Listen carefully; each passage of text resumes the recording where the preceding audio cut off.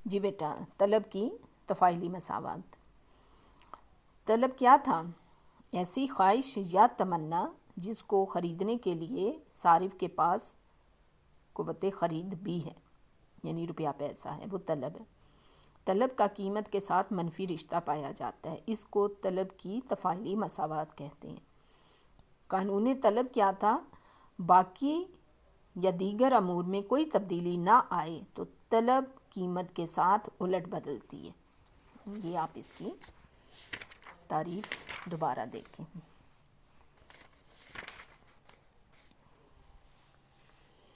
یہ اگر دیگر حالات جوں کہ توں رہیں، یہ آپ کے پاس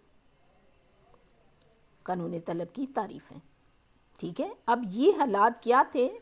یہ حالات قانون کے مفروضات تھے، وہ باتیں جو کہ فرض کر لی جاتی ہیں کہ قیمت کے علاوہ تبدیل نہیں ہوں گی۔ صارفین کی آمدنی، ان کی پسند ناپسند، ان کی تعداد، جو شے مثال ہم نے لی ہوئی ہے اس شے کے علاوہ باقی اشیاء کی قیمتیں نہ بدلیں۔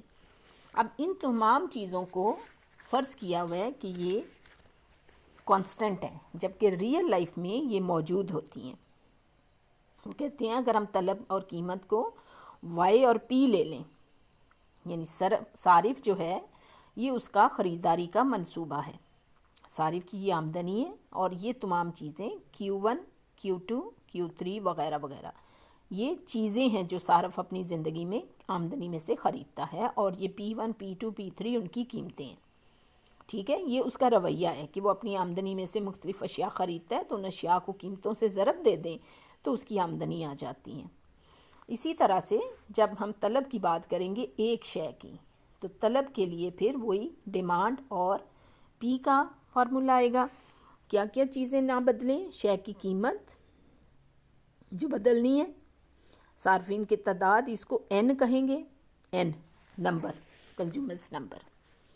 صارف کی آمدنی، y میں تبدیلی نہ آئے، صارف کی پسند ناپسند نہ بدلے، اور متبادل اشیاء کی قیمتیں PI سبسٹیٹیوٹس price.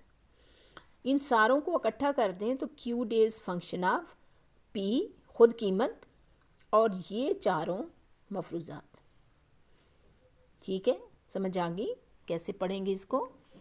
Quantity demanded is function of price, number of consumers, consumers income, taste and price of substitutes. شے کی طلب تفاعل ہے اس شے کی اپنی قیمت، صارفین کی تعداد، صارفین کی آمدنی، ان کی پسند ناپسند اور متبادل اشیاء کی قیمتوں کا، ٹھیک ہے۔ ان میں سے یہ دوبارہ بتا رہی ہوں، بار بار ہم پڑھ رہے ہیں کہ یہ سارے مفروضات ہیں، ان کو کانسٹنٹ لے لیں تو پہلا سٹیپ آ جائے گا کہ QD یعنی طلب، قیمت اور آمدنی کا تفاعل ہے۔ یہ آپ نے دیکھا ہے کہ آمدنی کے ساتھ کم آمدنی، اس سے زیادہ آمدنی، اور اس سے زیادہ آمدنی، تو اس کا مطلب ہے آمدنی متاثر کرتی ہے طلب کو۔ یہ پہلا سٹیپ بن گیا۔ اس میں سے بھی آسانی کے لیے کہتے ہیں کہ وائی کو کانسٹنٹ فرض کر لیا جاتا ہے تاکہ آپ کی مساوات لینئر یا سادہ مساوات بن جائے۔ اس کو جب اس میں پیرامیٹرز ڈالیں گے، ریشو ڈالیں گے، طلب کتنا قیمت سے متاثر ہوتی ہے اور کتنا آمدنی سے متاثر ہوتی ہے، یہ ان کے کویفیشنٹس ہیں، ٹھیک ہے۔ اس کو ہم نے دوبارہ سے کانسٹنٹ لیا تو یہ ہم نے اس کو C لکھ دیا، تو اینڈ پہ ہمارے پاس یہ شکل بن گئی۔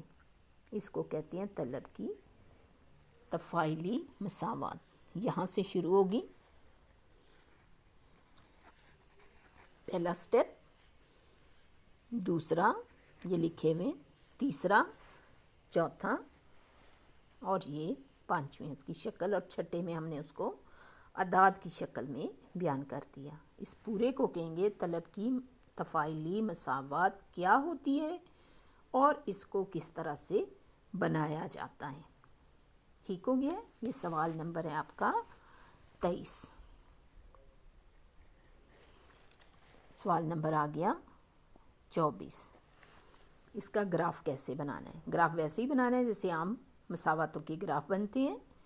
QD is function of P کو قیمتیں ہم دیں گے اور اس کے جواب میں D کی قیمتیں یا Q کی نکل آئیں گی۔ یہ آپ کی مساوات ہے. پی کو 0 سے سٹارٹ کریں گے. آپ کو میں نے شروع میں بتایا تھا کہ معاشیات میں کوئی ویلیو بھی نیگیٹو نہیں ہوتی، سو ہم اس کو منفی نہیں لیں گے، ہم 0 سے سٹارٹ کریں گے اور اس کے جواب میں کیو کی قیمتیں نکل آئیں گی. ان کو ہم ایک گراف میں پیش کر دیں گے. یہ لو، اس نے 0 بھی نہیں لیا، آپ لے سکتی ہو 0.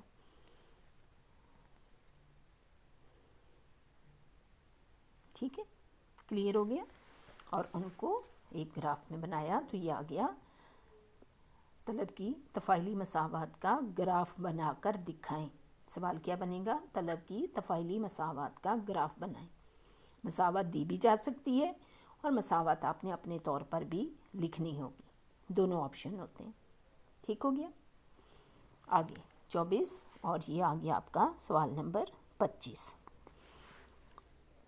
اگر آپ کو یہ گوشوارہ دیا ہوا ہے اور آپ سے کہا جائے کہ اس گوشوارے کو مساوات میں کنورٹ کرو.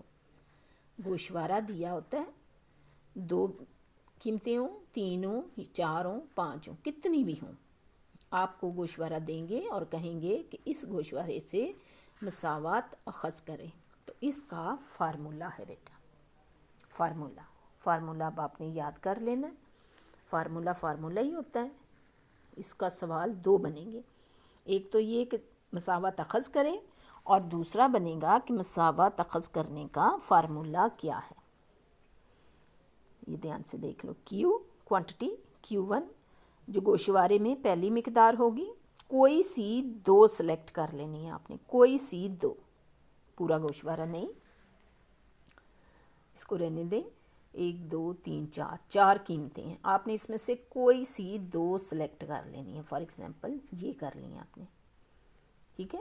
Q1 اور Q2 یہ ہے. Q1 Q2 P1 P2. گوشوارے کو ارینج کر کے جو پہلی ہے وہ 1 ہو جائے گی، جو دوسری ہے وہ 2 ہو جائے گی. تو یہ آ جائے گا Q1 Q2 Q1 P2 P1 into P minus P1. اس کو یاد کر لینا ہے، فارمولہ ہے یہ. اور پھر گوشوارے میں سے جو قیمتیں آپ نے لگائیں ان کو اس کے اندر رکھ کے اس کو حل کر دو گے. ٹھیک ہو گیا. چلیں آج ہم یہیں پہ بس کرتے ہیں. کل انشاءاللہ کریں گے کہ طلب میں تبدیلیاں کیسے آتی ہیں، یعنی طلب کبھی زیادہ اور کبھی کم کیسے ہو جاتی ہیں. ٹھیک ہے.